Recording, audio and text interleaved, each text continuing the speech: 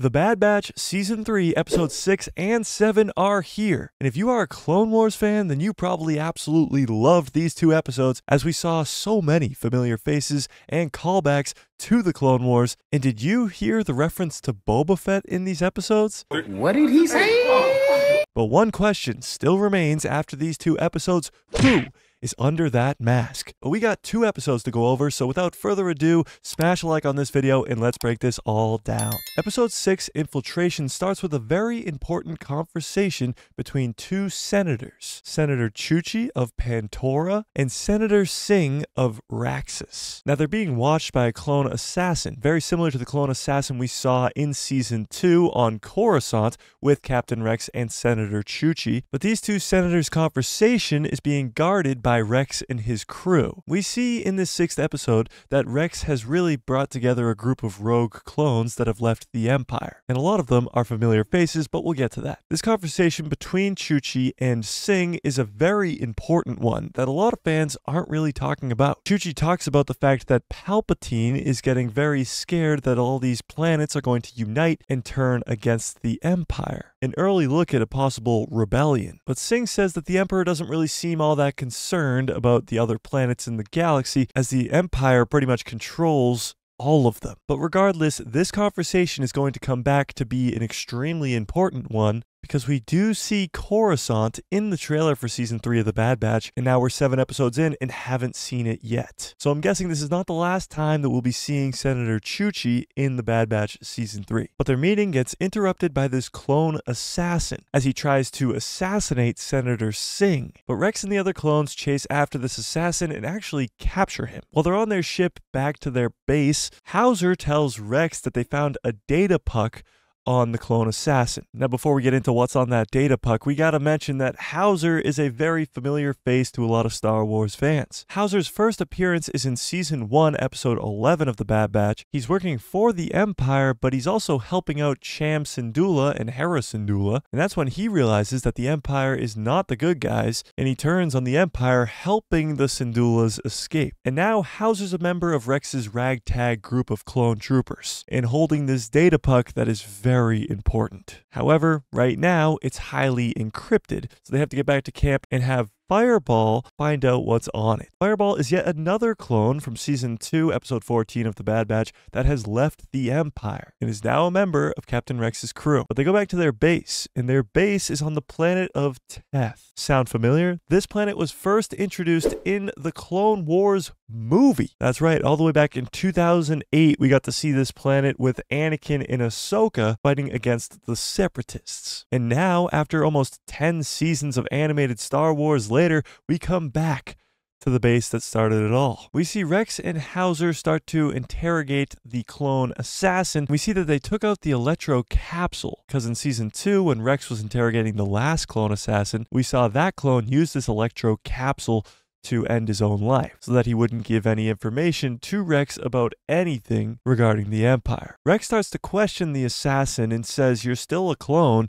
I can help you, but we need a lot of answers." And obviously this clone has been through something traumatic, where he will not give any information away. We then cut to Mount Tantiss, and this is the only time that we see Tantiss in these two episodes, and it's the first time we've seen Tantiss in quite a while now. On Tantiss, we see a clone commando named Scorch talking to another clone assassin. And the clone assassin says, "Why have I been activated?" Which begs the question, how many of these clone assassins are there if they're just waiting to be activated and put into action? Now, right off the bat, a lot of fans noticed that this clone assassin is a little bit different than the last and the one before that even. But as this 6th episode goes on and we go into Episode 7, a lot of key information about the identity of this clone assassin is given to us that you might have missed. But Scorch tells him that he has to go take out this clone assassin that has been compromised, the one that Rex captured. We cut back to Rex where he's still interrogating this clone assassin, and he mentions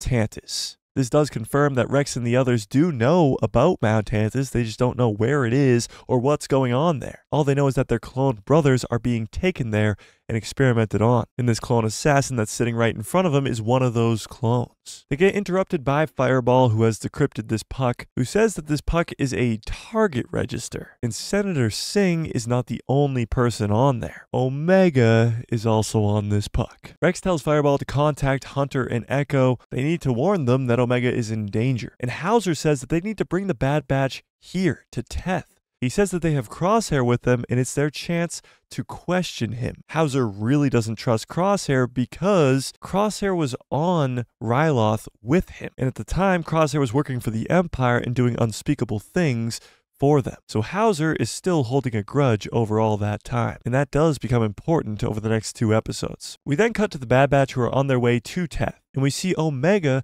copying Crosshair. Now, we've seen Omega do this in the past. In Season 1, we see her copy Hunter a lot. We see her even copying Tech in Season 2, and even Echo a little bit as well. But this is really the first time we see her copying Crosshair. And over the course of these 2 episodes, we've seen Omega become very close with her brother Crosshair, which I honestly think is probably going to end with Crosshair's demise at the end of this season, and all of this is kind of just allowing us to see Omega's connection grow stronger with Crosshair before he gets killed off. Very similar to what they did with Tech in Season 2. They gave him a love interest with Phee, they focused on his character in a bunch of off-mission episodes, because they knew at the end of the season that they were going to kill him off. A very similar thing might be going on here with Crosshair in this 3rd season. Echo mentions that he has a rendezvous with Gregor, so he has to just drop them off at the base on Teth, and when they arrive on Teth, tensions are high, between Hauser and Crosshair especially. Hauser does not trust him one bit. They go inside, but Omega is called back to the ship by Echo, where he gives her a new blaster. Now, this might seem like just any old blaster, but it's not. Omega calls it an energy crossbow, and she asks where Echo got it from. And Echo's response is that he made a few interesting contacts around the galaxy. Why is this so important? Well, the blaster looks exactly like the one that Boba Fett has in the original trilogy. So could one of these interesting contacts that Echo made throughout the galaxy be Boba Fett? And do you think that Boba Fett will make an appearance in the final season of The Bad Batch? Tell me in the comments below. But clearly they focused on this scene for a reason. And this blaster doesn't look exactly like the one that Boba Fett has in the original trilogy for no reason. But I'm sure more will be revealed about that in future episodes. But Echo leaves to go meet up with Gregor. We then see the mysterious ship from the trailer finally in this 6th episode that has been dubbed the Flying Dorito. This ship is honestly really cool in design, but it is the ship of the clone assassin. He's arrived on Teth to come assassinate the rogue clone that's been captured. We then cut back to the Bad Batch and Rex. This is when they tell them that Omega is being hunted by the Empire, to which they're not really surprised by because she's been hunted by the Empire so many times by now. Rex asks Omega why the Empire was after her before, and Omega responds that they wanted to force Nala Se to cooperate, and they needed Omega there so that Nala Se would cooperate. She explains that Nala Se was working on something that involved an M count. And it's funny because us as the audience knows that the M count is referring to midichlorians, and if there was any Jedi that survived Order 66 in this room right now, they could explain what M count means. But these are all clones, and they don't even know what an M count is even referring to. But Rex says that he has heard it before. We then see the clone assassin scaling up the side of the mountain, where he looks through the window and sees Omega. And of course, the Empire is looking for Omega. So he calls back to his ship to inform the Empire that Hemlock's most important asset is right in front of his eyes. He is told that the girl needs to be brought in alive, but we then cut to a very important scene of, again, interrogating this clone assassin that they captured. And this assassin says if you want answers, then you should be asking him, as he looks up at Crosshair. This is of course because Crosshair was on Mount Tantus with these clone assassins, and actually it was revealed that Crosshair was going to be one of them, but because of his mutation he actually couldn't be brainwashed by the Empire to become one of these clone assassins. But while they're interrogating this clone assassin, the other one that is now here blows up their shuttles outside. This is a big enough distraction for the clone assassin to get inside and eliminate the one that was captured. But our heroes get pinned down by this clone assassin and have to retreat back into the base. And the only way that they are given enough time is with the sacrifice of Fireball. As our heroes are trapped inside the base on Teth, we cut to the Empire showing up as Commander Wolf is leading the battalion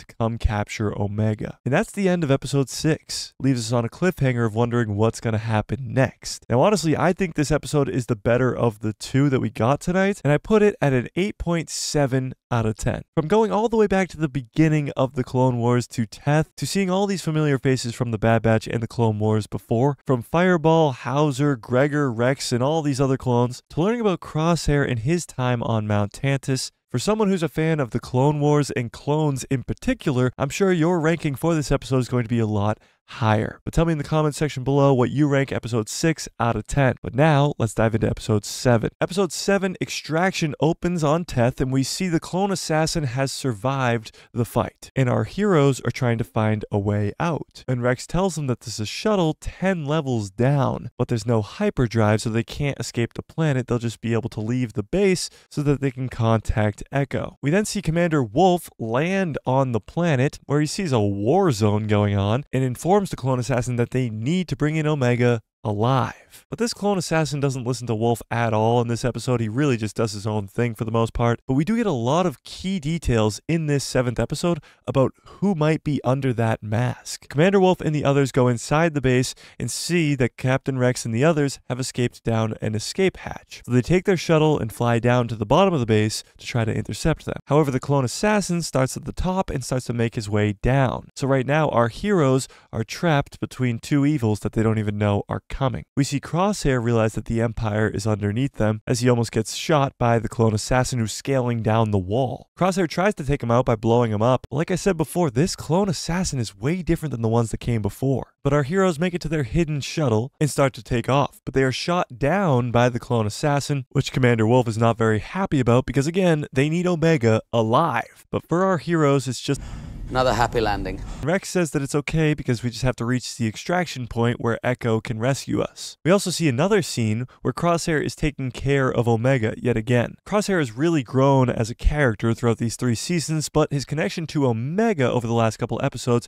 has grown very strong. And Hauser actually sees this. And he says to Crosshair, "I've seen how you are with the kid, and maybe you have changed." Again, I think this is all just more fuel to the fire that Crosshair is going to die at the end of this season. And this is just showing his full redemption arc to the light side and his connection to Omega, so that when he does inevitably die, that will take quite the toll on young Omega. But right before our heroes make it to the extraction point, they get intercepted by the Empire. But with some smoke grenades and a pretty cool action sequence, we get to see all of these Imperials taken out by the Bad Batch and the others. But just as they think that they are in the clear, they get shot at by the clone assassin. Crosshair says that he'll draw his fire and that everybody else needs to get to the extraction point, and it almost becomes a Crosshair versus Crosshair shoot-off. Their fight leads them to a waterfall, and tell me in the comments if you got this vibe too, but I honestly thought that Crosshair was going to die in this episode. The way that this was shot and the music that was put along with it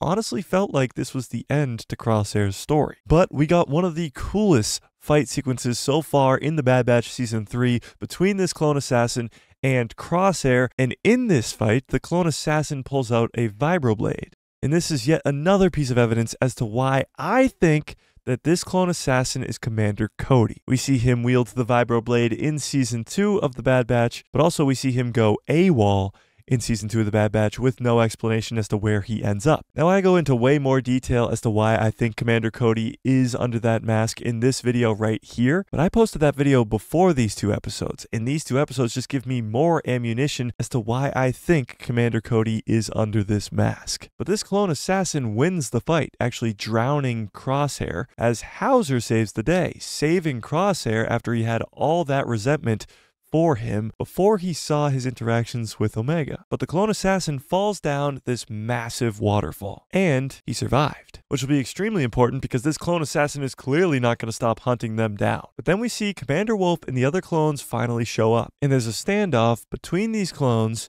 and our heroes. And Captain Rex tries to get through to Wolf. We hear Wolf say that the Empire thought Rex was dead, that he went down in a command ship during Order 66. This is from Clone Wars Season 7, when we see all the other clones on this ship die except for Rex. Rex pretty much says, "Look, Wolf, what are you doing? You're hunting down a child. The Empire is clearly not doing the right thing. Even though you want to follow orders, they're the bad guys." This is when Echo shows up in his ship, and Wolf actually lets them go. We know for a fact that Commander Wolf eventually comes back to the light because we see him in Star Wars Rebels years later with Gregor and Rex. So we know that Commander Wolf eventually comes to the light side. But for now, he stays with the Empire. But this episode 7 ends with a conversation between Hunter and Rex, a conversation that we saw in the trailer for The Bad Batch Season 3 months ago. However, the scene is altered because in the trailer, Rex says this: "Not with the Empire imprisoning the kid."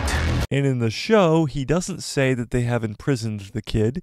He says that the Empire is after the kid, which leads me to ask the question, what else in that trailer for The Bad Batch is lying to us? We still haven't seen Asajj Ventress, Cad Bane, Fennec Shand, and I do think they will show up, but will they be good guys or bad guys? Regardless, I give episode 7 an 8.5 out of 10. Slightly lower than episode 6, but still a very good episode. This was an action-packed episode between Crosshair and the Clone Assassin. And getting to see Commander Wolf again and actually getting to see him let the heroes go was very cool to see. Obviously, this Clone Assassin is still very important and will show up again in the future episodes. We are about at the halfway mark of this season, and we are in a great spot for the final season of The Bad Batch. But tell me what you think in the comment section below. And if you want to see how The Bad Batch Season 3 is connecting everything from The Mandalorian to the sequel trilogy to the prequel trilogy and everything in between, go check out this video I just did.